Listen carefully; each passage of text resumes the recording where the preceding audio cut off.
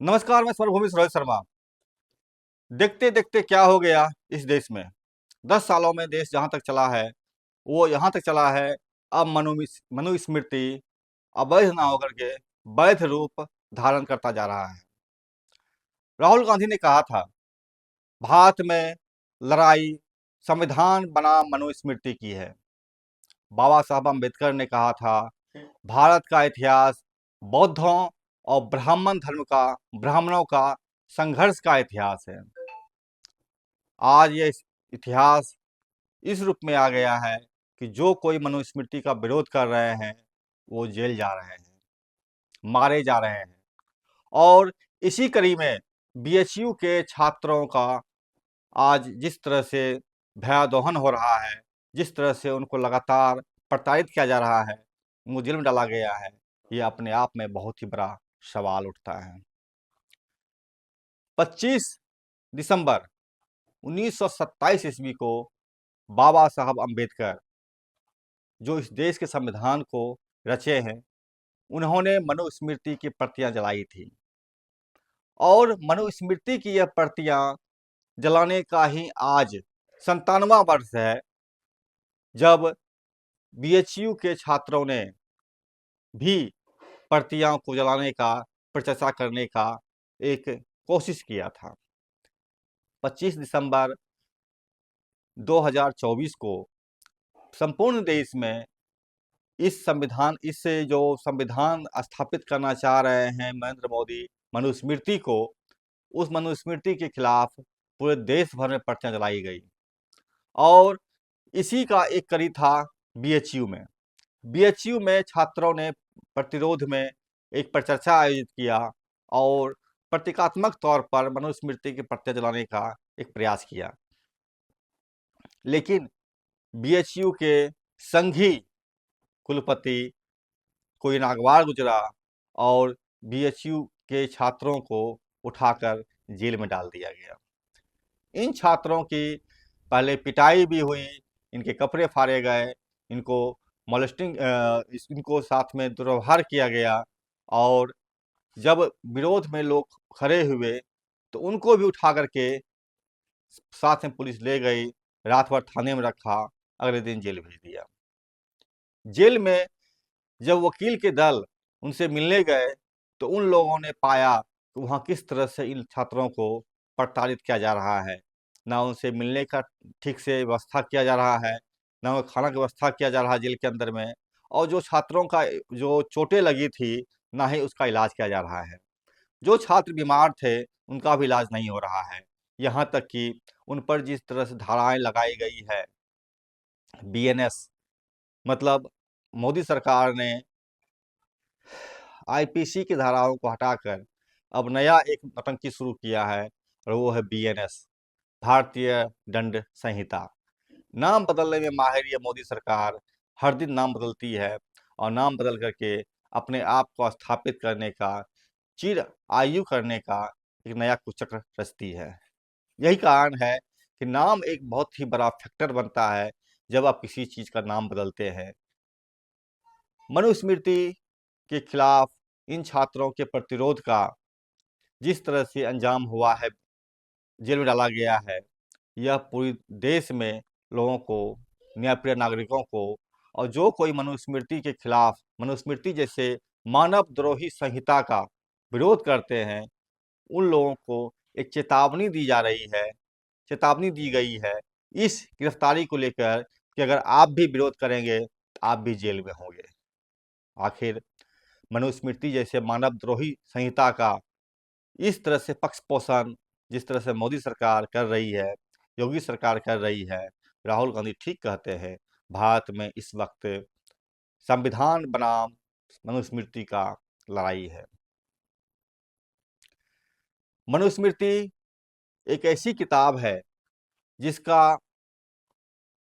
उद्देश्य यही है कि भारत के तमाम नागरिकों के श्रम का, उनके धन का, उनकी स्त्रियों का शोषण कर सिर्फ ब्राह्मणवादियों के लिए, ब्राह्मणों के लिए व्यवस्था कायम की जाए।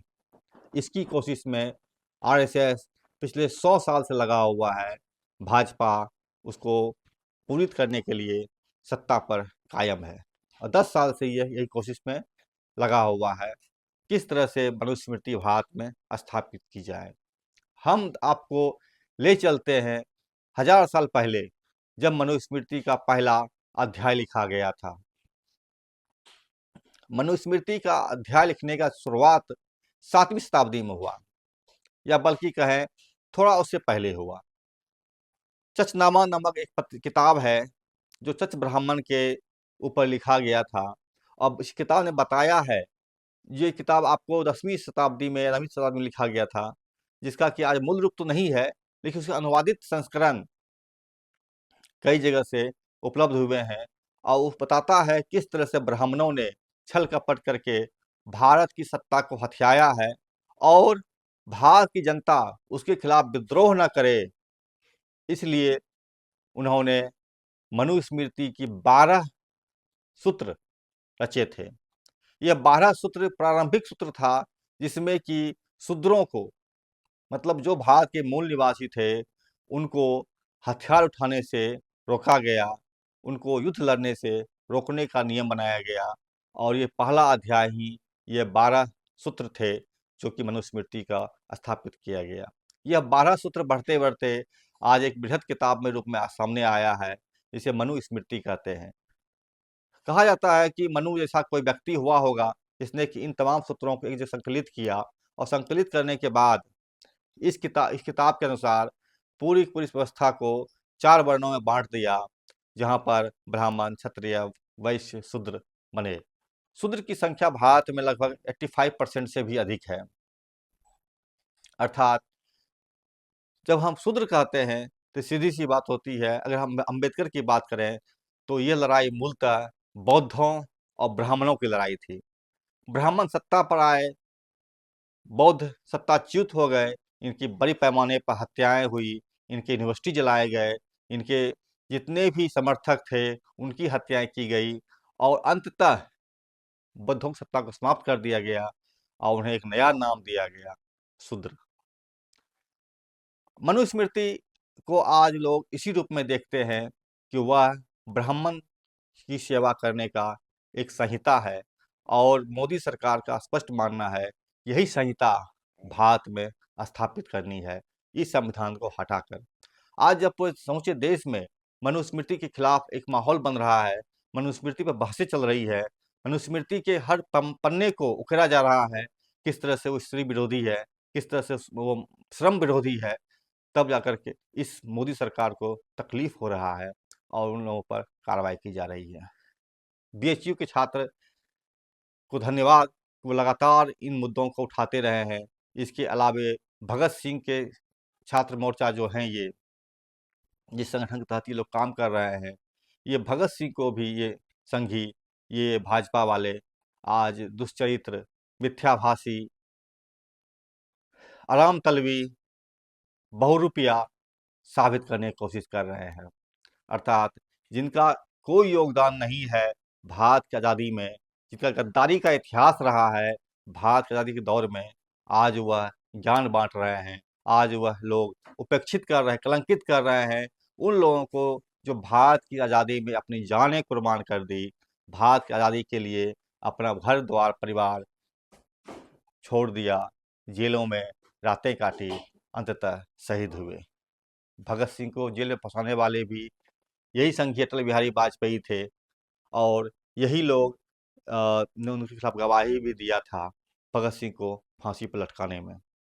चंद्रशेखर आज़ाद के बारे में भी आप जानते ही हैं कि उनको हत्या करने के लिए जो मुखबिरी की गई थी, जिस दिन इनकाउंटर हुआ था, वो भी संघी ही था जो कि इनके खिलाफ पुलिस को सूचना दिया था कि आइए इनको मार डालिए। एक जासूस, एक षड्यंत्रकारी, एक देशद्रोही संघी किस तरह से आज उन तमाम लोगों को जेल में बंद करने की कोशिश की कर रही है, हत्या करने का प्रयास कर रहा है। जो कोई भारत के संविधान की बात करता है, भारत के लोगों के हित की बात करता है, भारत के माताओं की, स्त्रियों के अधिकार की बात करता है, ये भारत की तल्ख सच्चाई है और यही कारण है कि आज पूरे देश में ये सवाल उठ रहे हैं कि आखिर कब तक। नमस्कार, मैं स्वर भूमि से रोहित शर्मा। चैनल देखिए, लाइक कीजिए, सब्सक्राइब कीजिए, शेयर कीजिए, हमसे जुड़े रहिए।